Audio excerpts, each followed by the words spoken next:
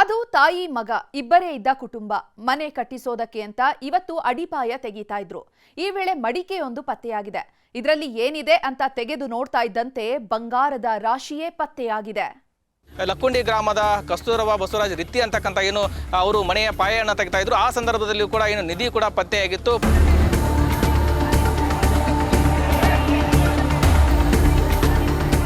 ಸ್ವ ಇಚ್ಛೆಯಿಂದ ಏನು ಕಸ್ತೂರಮ್ಮ ಏನಿದ್ದಾರೆ ಅವರು ಸ್ವ ಇಚ್ಛೆಯಿಂದ ಸರ್ಕಾರಕ್ಕೆ ಸಿಕ್ಕಂತ ನಿಧಿಯನ್ನ ಈಗಾಗಲೇ ಕೊಟ್ಟಿರುವಂಥದ್ದು. ಕೋಟ್ಯಾಂತರ ರೂಪಾಯಿದ್ದು ವಸ್ತು ಸರ್ ಅದು. ಆ ವಸ್ತು ನಾವು ಇಟ್ಕೋಬೋದಿತ್ತು. ಅವ ಬೇಡ ನನಗಿದು ಏನು ಬೇಡ ಮೆಂಬರ್ ನಿಮ್ಮ ಮನೆಗೆ ಹೋಯ್ರಿ ಅಂತ ನನಗೆ ಹೇಳಿದಾಗ ನನಗೂ ಭಾಳ ಹೆಮ್ಮೆ ಆಯ್ತು ಆ ಮಗನ ನೋಡಿ.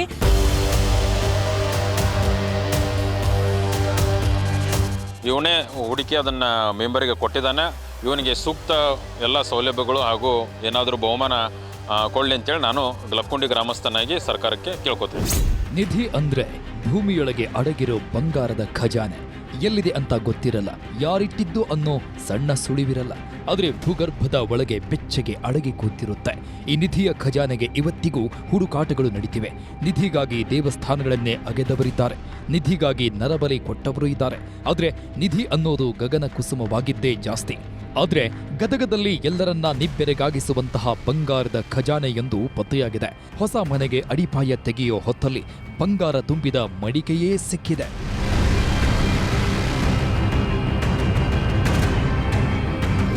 ಇದನ್ನ ಅದೃಷ್ಟ ಅನ್ಬೇಕೋ ಅಥವಾ ಕೈಗೆ ಬಂದ ತುತ್ತು ಬಾಯಿಗೆ ಬರಲಿಲ್ಲ ಅನ್ಬೇಕೋ ಒಂದು ಗೊತ್ತಾಗ್ತಿಲ್ಲ. ಬಂಗಾರದ ಬೆಲೆ ಈಗ ಗಗನಕ್ಕೇರಿ ಕೂತಿದೆ. 1 ತೊಲೆ ಬಂಗಾರ 1.5 ಲಕ್ಷದ ಹತ್ತಿರ ಬಂದಿದೆ. ಹೀಗಾಗಿ 1 ಅಣಿ ಬಂಗಾರ ಕೊಳ್ಳೋದಕ್ಕೂ ಹಿಂದೆ ಮುಂದೆ ನೋಡಬೇಕಾಗಿದೆ. ಅಂಥದ್ರಲ್ಲಿ ಕೆಜಿ ಬಂಗಾರ ಭೂಮಿಯಲ್ಲಿ ಪತ್ತೆಯಾಗಿದೆ. ಗದಗದ ಐತಿಹಾಸಿಕ ಲಕ್ಕುಂಡಿ ಗ್ರಾಮದಲ್ಲಿ ಬಂಗಾರದ ಮಡಿಕೆಯೇ ಸಿಕ್ಕಿದೆ.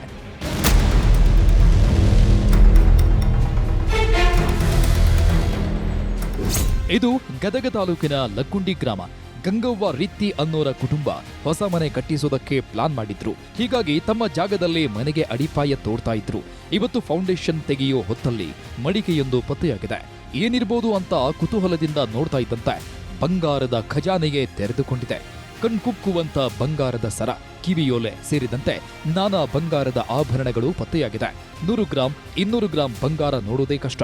ಅಂಥದ್ರಲ್ಲಿ ಬಂಗಾರದ ನಿಧಿಯೇ ಸಿಕ್ಕ್ರೆ ಇವರ ಪರಿಸ್ಥಿತಿ ಹೇಗಿರ್ಬೇಡ ಹೇಳಿ. ಬಂಗಾರದ ಮಡಿಕೆ ಸಿಕ್ಕಿದೆ ಅನ್ನೋ ಸುದ್ದಿ ಊರಿಗೆಲ್ಲ ಗೊತ್ತಾಗ್ತಾ ಇದ್ದಂತೆ ಗ್ರಾಮಸ್ಥರು ಓಡೋಡಿ ಬಂದಿದ್ದಾರೆ. 4 ದಿನ ಆತ್ರಿ ತೆಗೆದು ಹೊರ ಮಾಡಕತ್ತಿದ್ರಿ. ಬುಡಕ್ ಮಣ್ಣ ಸಿಕ್ಕತ್ರಿ. ಮತ್ತೊಂದೇನು ಯಾವಾಗ ಸಿಕ್ತರಿ ಇದು ಇವತ್ತು ಮುಂಜಾನೆ 10 ಗಂಟೆಗೆ ಸಿಕ್ಕತ್ ನೋಡಿ. ಸಿಕ್ಕದು ಎಷ್ಟಿತ್ತು? ಚೆಂಬು ದೊಡ್ಡದಿತ್ತು ಸಣ್ಣದಿತ್ತು? ಒಂದು ಇಟ್ಟಿತ್ತು ನೋಡ್ರಿ. ಎಷ್ಟಿತ್ತು ಅದ್ರೊಳಗೆ ಅಂದಾಜು? ಅದು ಅಷ್ಟು ಅಲ್ಲೇ ಐತೆ ನೋಡ್ರಿ. ಬಂಗಾರ ತುಂಬಿದ ಮಡಿಕೆ ಸಿಗ್ತಾ ಇದ್ದಂತೆ ಸ್ಥಳೀಯ ಅಧಿಕಾರಿಗಳಿಗೆ ಮಾಹಿತಿ ನೀಡಿದ್ದಾರೆ. ಲಕ್ಕುಂಡಿ ಪ್ರಾಧಿಕಾರದ ಸದಸ್ಯರು ಹಾಗೂ ಪುರಾತತ್ವ ಇಲಾಖೆ ಸಿಬ್ಬಂದಿ ಜೊತೆ ಎಂಟ್ರಿ ಕೊಟ್ಟ ಪೊಲೀಸರು ಬಂಗಾರವನ್ನೆಲ್ಲ ಗಣೇಶ ದೇವಸ್ಥಾನದಲ್ಲಿ ಇಟ್ಟಿದ್ರು. ಬಾಗಿಲು ಕ್ಲೋಸ್ ಮಾಡಿ 4 ಶಸ್ತ್ರಸಜ್ಜಿತ ಪೊಲೀಸರು ಕಾವಲಿಗೆ ನಿಂತಿದ್ರು.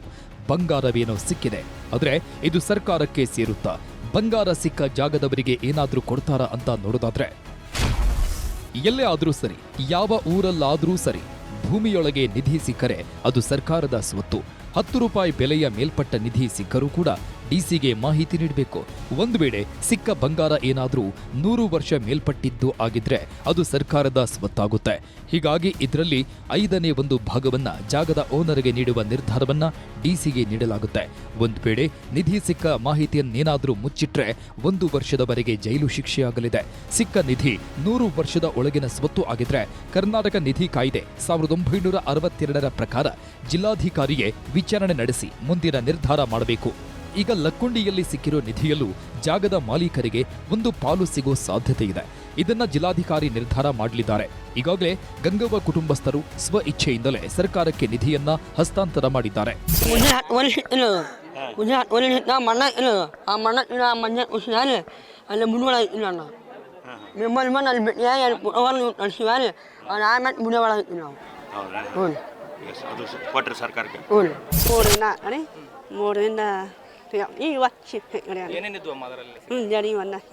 ಈಗ ಸ್ವ ಇಚ್ಛೆಯಿಂದ ಕೊಡಾಕುತ್ತಿದ್ರ ಸರ್ಕಾರಕ್ಕೆ? ಮನೆ ಜಾರಿ ಮಾಡಿ ಏನಾರ ಆಕಡ ಮಾಡ್ರಿ, ಸಹಾಯ ಮಾಡ್ರಿ. ಮನೆ ನಮ್ಮ ಏನಾರ ಸಹಾಯ ಮಾಡಿ. ಒಟ್ನಲ್ಲಿ ಬಂಗಾರ ಅಂದ್ರೆ ಬಾಯಿ ಬಿಡೋ ಈ ಕಾಲದಲ್ಲಿ ಕೆಜಿ ಲೆಕ್ಕದ ನಿಧಿ ಸಿಕ್ಕಿದೆ. ಆದ್ರೆ ಅದನ್ನೆಲ್ಲ ಅನುಭವಿಸೋ ಹಕ್ಕಿಲ್ಲ ಅಷ್ಟೇ. ಏನೇ ಆಗಲಿ ನಿಧಿ ಸಿಗೋದೆಲ್ಲ ಸುಳ್ಳು ಅನ್ನೋರ ಮಧ್ಯೆ ಇಂಥ ಘಟನೆಗಳು ಮೇಲಿಂದ ಮೇಲೆ ಅಚ್ಚರಿ ಮೂಡಿಸ್ತಿವೆ. ಇದು ಯಾವ ಕಾಲದ ಬಂಗಾರ ಅನ್ನೋದು ಇನ್ನಷ್ಟೇ ಗೊತ್ತಾಗಬೇಕಿದೆ. ಸಂತೋಷ್ ಕೊಣ್ಣೂರ್, ನ್ಯೂಸ್ 18 ಗದಗ.